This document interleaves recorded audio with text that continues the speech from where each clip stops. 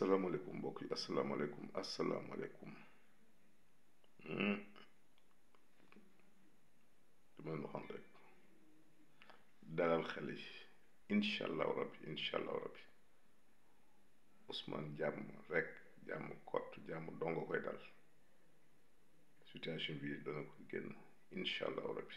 ngeen dalal xel yi gis naa dem ba léegi ni ñaa ngi inquiété wu di jaaxle di ma og yooyu mais jàpp leen Ousmane jàmm rek lay am na xel yi dal li ma waxoon rek focus 2024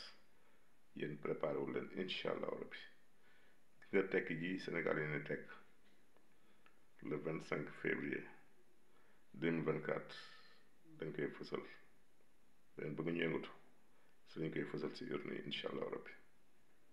tekk ji moom yàllaa ko dogal te mënu woon ñàkk mais incha allahu rabbi Ousmane dërëm du ko wokk jàmm rek ngeen dalal xel yi incha allahu rabbi leneen lu ngeen dégg feneen gëmu leen Ousmane jàmm rek te bala yàgg leen xam dara incha allahu rabbi